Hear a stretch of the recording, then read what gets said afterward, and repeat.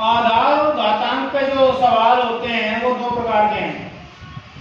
एक जिनमें आधार समान हो, एक जिनमें घात समान हो। ये वाला सवाल है, इसमें घात समान है, आधार एक जैसे नहीं है। यदि आधार समान हो और घात असमान हो तब क्या करेंगे, या घात समान हो और आधार असमान हो तब क्या करेंगे। दोनों में ज्यादा अंतर नहीं है, थोड़ा सा ही अंतर है। जब हमारी घात समान होती है तो गुणा में घात जुड़ जाती हैं। आधार समान है और घात अलग अलग है तो गुणा में घात जुड़ेंगी और भाग में घात घटेंगी। और यदि घात बराबर है तो गुणा में आधार का गुणा हो जाएगा और भाग में आधार का भाग हो जाएगा। माने ये होता है 5 की पावर 5 भाग 8 की पावर 5। तब तो गुणा में आधार का आधार में गुणा हो जाएगा और भाग में जो है आधार का आधार से भाग हो जाएगा यदि घात समान है। मगर यदि घात अलग अलग है और आधार समान है तो गुणा में जो है क्या होगा, घात जुड़ेंगे। पहला सवाल है 3 की पावर 7 गुणा 3 की पावर 8। यहाँ पे ये नीचे की जो संख्या ये आधार है, ऊपर जो ये घातांक है, तो क्या करेंगे, घात जुड़ जाएंगे। गुणा में घात जुड़ती है, 7 और 8 दोनों जुड़ जाएंगे तो 3 की पावर हो जाएगी 7 + 8। 7 और 8 जुड़ के हो जाएंगे 15। 3 की पावर 15। 3 की गुणा 15 बार करोगे तब एक साधारण संख्या के रूप में उत्तर भी आ जाएगा। मगर यहाँ पे केवल घात को आधार के अनुसार या घात के अनुसार आधार को हल करा रहा है कि ये किसी एक संख्या की कितनी घात होगी, यहाँ तक लिखा है। इस अगले में गुणा और भाग दोनों है और आधार समान है तो क्या करेंगे, आधार समान है तो गुणा वाली घात जुड़ जाएंगे और भाग वाली घात घट जाएंगे। तीनों का आधार 6 है तो गुणा वाली घात जोड़ देंगे तो 6 की पावर 4 में 6 की पावर 2 जुड़ जाएंगे और जो 6 की पावर 5 भाग वाले हैं वो घट जाएंगे, माइनस कर दीजिए 5। तो 6 की पावर 4 और 2 जुड़ होगी 6 और माइनस 5। 6 में से 5 घात घटा दीजिए तो 6 की पावर 1 बच जाएगी और जिसकी घात 1 उसको 1 बार लिख दीजिए, बराबर आ जाएगा 6 का 6। इसी प्रकार अगला है, सेम है, आधार समान है तो गुणा वाली घात जुड़ेंगे और भाग वाली घात घट जाएंगी। तो 5 की पावर 9 में 4 पावर जुड़ जाएंगी और भाग वाली घात जो है वो घट जाएंगी, -8। तो 5 की पावर 9 और 4 13 हो गई, प्लस वाली और माइनस वाली अगली लाइन में घटा देंगे। तो 5 की पावर 13 में से 8 घात घटा दीजिए, 13 में से 8 गए तो 5 बचे, 5 की पावर 5। ठीक है। इसी प्रकार अगला है, यदि आधार बराबर नहीं है तो घात बराबर है और गुणा में है तो आधार का गुणा कर दो, घात जो कि क्यों रहेगी। कैसे, दोनों की पावर 5 है तो 5 का और 8 का गुणा कर देंगे, 5 × 8 = 40। इन दोनों का गुणा कर देंगे, 5 × 8 = 40 और पावर ही 5 तो 5 की 5 तो 40 की पावर 5 यही छोड़ देना है।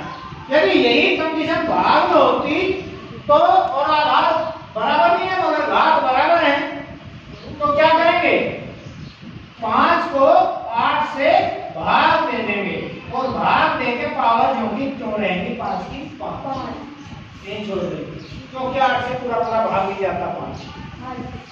यदि सवाल होता है इसी प्रकार का 2 की पावर 16 भाग 4 की पावर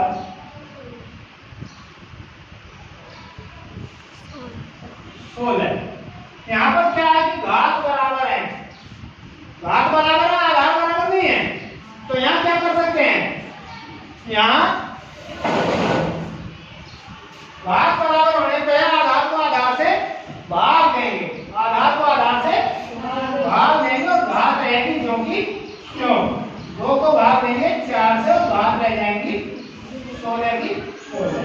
कटता हो थोड़ा बहुत, काट तो नहीं कटता है, 2 एकम 2 और 2 दूनी 4, तो बराबर आ गया 1/2 की घात 16। तो ये होता है आधार बराबर होने पर या घात बराबर होने पर कंडीशन। अब आता है अगला, यदि घात की भी घात दे रखी हो तो घात की घात में गुणा कर देते हैं, जैसा कि ये सवाल है। 3 की पावर 3 है और 3 की पावर फिर 3 है, तो घात का घात में गुणा कर दीजिए, 3 तिया 9 हो जाएंगे। भाग 3 की पावर 25 गुणा, देखिए घात की घात दे रखा है, घात घात का गुणा करना है, 4 चौक 16, 3 की पावर 16।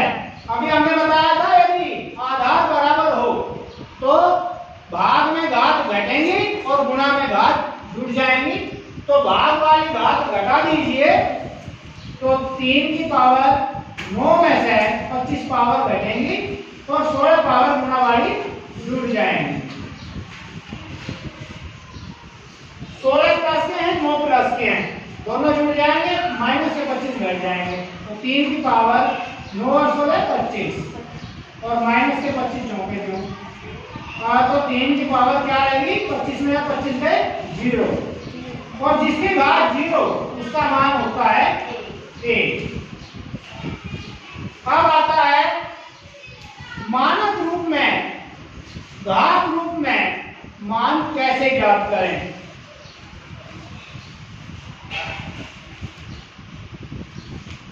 वैज्ञानिक संकेतन कह दीजिए या मानक रूप कह दीजिए, इसका हमें मानक रूप में, घात रूप में मान ज्ञात करना है।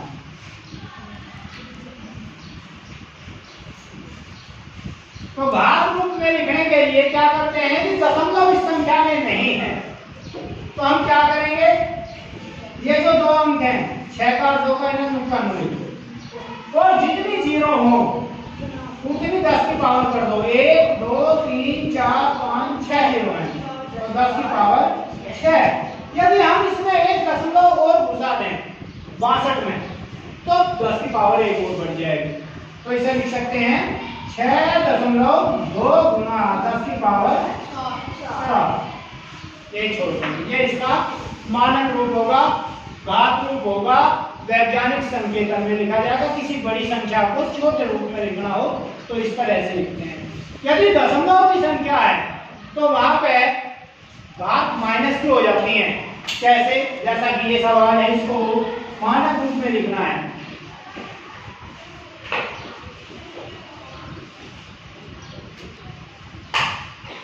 मानक रूप में लिखने के लिए क्या करना पड़ेगा, 8 लिखेंगे गुणा 10 की पावर लिखेंगे, जितने स्थान छोड़कर दशमलव लग रही है, कितने स्थान है, 1 2 3 4 5 स्थान छोड़ के लग रही है, तो 5 में जो घात होगी वो माइनस की होगी, क्योंकि हमने दशमलव को खत्म किया है इसमें, तो ऐसी कंडीशन में घात हो जाएगी माइनस 8 गुना 10 की पावर -5। इस तरह से जो है घात रूप में यदि लिखना है, मानक रूप में दशमलव की संख्या को लिखना है, तो वहां घात माइनस की हो जाएगी, और यदि बिना दशमलव की संख्या है तो उसकी घात प्लस की होगी। ये छोटा सा ही अंतर है।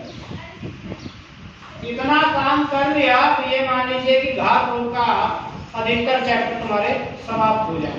छोटा सा काम है, कई प्रश्न आ जाए, सारे सवाल इसी प्रकार से। सर जी हो रहा देख